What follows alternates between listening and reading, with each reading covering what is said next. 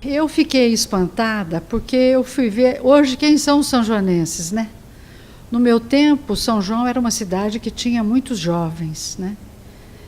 E hoje, São João tem muitos velhos, começa a ter cada vez uma população mais jovem, madura e velho. Eu fiz uma pirâmide de idade de São João da Boa Vista, e você compara a pirâmide de São João da Boa Vista com a pirâmide da cidade de Paris, que tem uma população velha, e eu fiz essa pirâmide logo no pós-guerra, porque eu saí daqui, fui para a USP estudar e depois fui para Paris fazer meu doutorado, meu mestrado e tudo mais. E hoje, São João da Boa Vista tem um perfil de população que é parecido com Paris e que é parecido com a população brasileira, né? Uma população que já atravessou aquilo que a gente chama de transição demográfica. Ou seja, o crescimento natural se arrefeceu, diminuiu, e a cidade só cresce quando tem taxas migratórias significantes.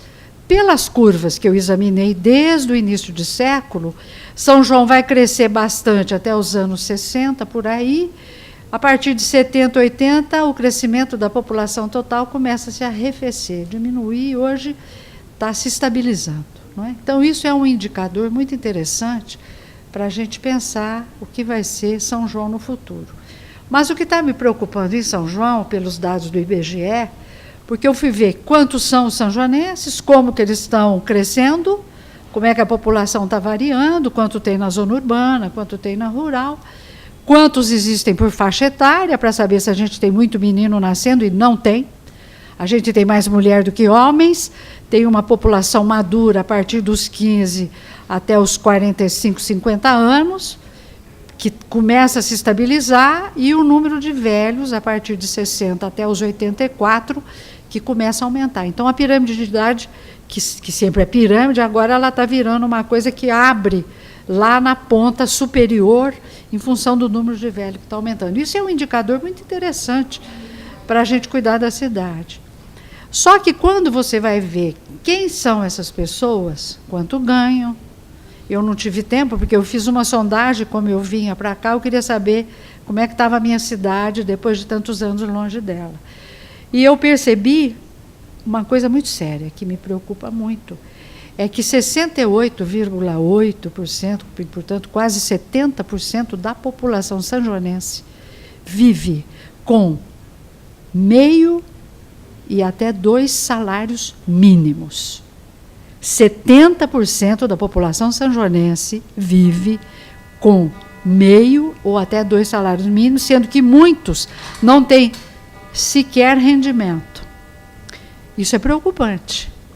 Numa cidade que tem a história que tem São João e que hoje tem aqui dentro uma Bangladesh. Portanto, essa é a prioridade de São João da Boa Vista. Na sua postura estratégica, ela tem que cuidar desses 70% de pessoas que ganham pouco. E é curioso que a tendência mundial é de um rebaixamento social. A classe média está ficando pobre, os pobres estão ficando miseráveis. Isso é uma tendência mundial por conta das características do chamado mundo globalizado, a tecnologia alterando a estrutura e o meio do trabalho, as máquinas ocupando o lugar das pessoas, na zona rural um trator trabalhando por 100 operários agrícolas e por aí vai. Agora, São João é curioso, isso precisaria estudar, eu não tive tempo ainda, mas eu quero ver se arrumo um tempinho para me dedicar. Como é que ela se mantém? Com a qualidade que tem essa cidade, uma cidade limpa, com ruas largas, pessoas bem vestidas, inclusive nos bairros populares, carros pequenos, mas de modelos atualizados, parados nas portas, um ou outro Fusca antigo, mas que é charme. Eu fiquei muito bem impressionada. O que me preocupa é que eu acho que São João está no limiar de uma fase importante que ela viveu nos últimos 20 anos. Dependendo das escolhas que os sanjoanenses fizerem daqui para frente. E para isso os sanjoanenses precisarão entender muito bem como é que o mundo está funcionando, e não apenas a sua cidade, o seu umbigo, para poder fazer as opções corretas para o seu futuro. Porque se esse limiar rumar para o futuro e para o alto, tudo bem.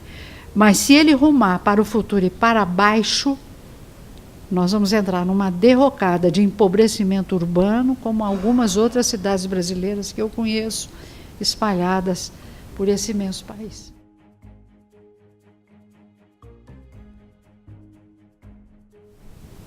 Eu acho que São João precisa dar um jeito de arrumar emprego e melhorar o salário desses 70% dos seus habitantes que ganham muito pouco. Ninguém vive com 2 salários mínimos, quanto mais com meio ou sem salário mínimo. Que emprego é esse no século XXI? Falar em polo de desenvolvimento, me desculpe, é não ter lido a literatura que está por aí. O desenvolvimento está comprovado que nunca existiu e nem existirá no mundo pobre. Então, São João tem que aproveitar as suas potencialidades. São João tem algumas importantes. Primeira potencialidade é a sua localização geográfica. Ela é um pequeno entroncamento rodoviário com um ramal ferroviário. Ela não faz parte da Dorsal Paulista e nem fará, e oxalá não faça, porque a Dorsal Paulista é um blefe. Na Dorsal Paulista tem de 8 a 10 municípios que vale a pena viver e que são ricos. O resto está se empobrecendo, como é o caso de Campinas, o caso de São Paulo, não é o caso de Piracicaba, de São Carlos, porque souberam fazer Vinhedo, Valinhos, que são cidades que vão bem, obrigado. Mas são 10 cidades da tal da Dorsal que vão bem, o resto em decadência absoluta, porque as altas tecnologias, o mundo globalizado, ele padece de uma perversidade. É que a alta tecnologia libera mão de obra ou exige mão de obra altamente qualificada. Coisa que nós não estamos pensando. Ou os novos empregos terciários e quaternários, que exigem uma qualificação moderna para o uso de aparelhos modernos, para que as pessoas possam, afinal, ter novos empregos, porque na indústria não terá. Até porque a indústria também tem que entrar em setores de alta competitividade, ela não vai poder ter artesão trabalhando, né? Então, hoje, o que está na moda? Os call centers, indústria manufatureira de altíssima qualidade, como a Itália está fazendo com a alta costura. São João tem uma potencialidade turística que eu não entendo porque é que nunca se aproveitou. O turismo hoje corresponde a, no mínimo, 80% a 85% do produto interno bruto espanhol. São João tem essa serra linda, que tristemente pode ser escondida por essa mania que tiveram aqui de construir prédio alto. Oxalá nunca mais venham construir prédio alto, porque até a serra é uma possibilidade de potencializar a riqueza em São João da Boa Vista. E vários outros processos, porque o turismo ele é um cluster, ele exige uma série de combinações para que ele tenha alta qualidade e que ele traga para São João da Boa Vista benefício. Eu não estou falando do turismo que se faz no litoral do Brasil, com grandes empresas transnacionais que não dão um emprego para os brasileiros.